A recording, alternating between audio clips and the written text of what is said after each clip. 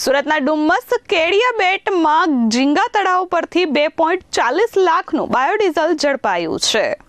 સુરતના ડુમ્મસ વિસ્તારમાં આવેલા ઝુમખા માતાના મંદિરની પાછળ કેડિયાબેટમાં ઝીંગા ઉછેરના તળાવ પર પોલીસે રેડ કરી હતી। ત્યારે અત્યંત સંવેદનશીલ કેમિકલનો જથ્થો ત્યાંથી જપ્ત કર્યો હતો। પોલીસે આ અંગે સુલતાનાબાદની કાપડિયાબાગ સોસાયટીમાં રહેતા મહેશભાઈ અમૃતભાઈ પટેલને ઝડપી પાડ્યો હતો। તળાવના કિનારેથી પોલીસને ડીઝલ જેવું ભળતું ભેળસેળ યુક્ત પ્રવાહી ભરેલા લોખંડના 16 બેરલ ત્યાંથી મળી આવ્યા હતા। દરેક બેરલમાં 200 લીટર લેખે કુલ 3200 લીટર કેમિકલ હતું। બજાર કિંમત મુજબ પ્રતિ લીટર 75 રૂપિયા લેખે પોલીસે 2,40,000નો મુદ્દામાલ કબજે કર્યો છે। પોલીસની પ્રાથમિક પૂછપરછમાં સામે આવ્યું છે કે મહેશ અમૃતભાઈ પટેલ સાથે ભીમપોર ગામના રાઘવસાથ ફળિયામાં રહેતો મોનિલ રશિકભાઈ પટેલ સાથે મળી પરવાનગી વગર આ ગેરકાયદે નેટવર્ક ચલાવતા હતા। આ રેડ દરમિયાન મોનિલ ભાગી છૂટ્યો છે।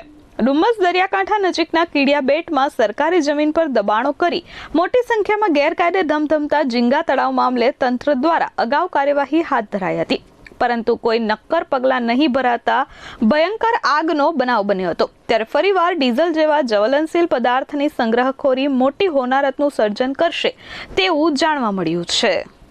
માનનીય પોલીસ કમિશનર શ્રી અનુપમ શ્રી ગેહલોત સાહેબનાઓ દ્વારા સૂચના આપવામાં આવેલ હતી કે શહેરમાં ચાલતી ગેરકાયદેસર પ્રવૃત્તિઓ અને આવશ્યક ચીજવસ્તુની ગેરકાયદેસર સંગ્રહખોરી સામે કડક કાર્યવાહી કરવી।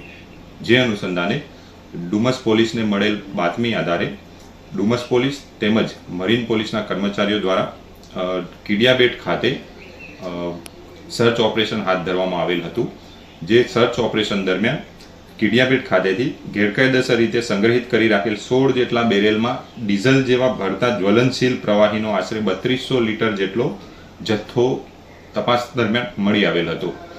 આ તપાસ દરમિયાન આ જથ્થો સુલતાનાબાદ ગામના રહેવાસી મહેશ અમૃતભાઈ પટેલ તેમજ મોની રસિકભાઈ પટેલ ભીમપોર ગામ નાઓનો હોવાનું તપાસ દરમિયાન જાણવા મળેલ હતું। આ ઇસમો વિરુદ્ધમાં ભારતીય ન્યાય સંહિતાની કલમ 287, 288, 61(2)A, 54, 35 અને જરૂરી ચીજવસ્તુઓનો અધિનિયમ 1955ની કલમ 3, 7, 8, 10 મુજબ ગુનો નોંધી અને કાયદેસર કાર્યવાહી કરવામાં આવી રહી છે। Bureau report S24 news Surat.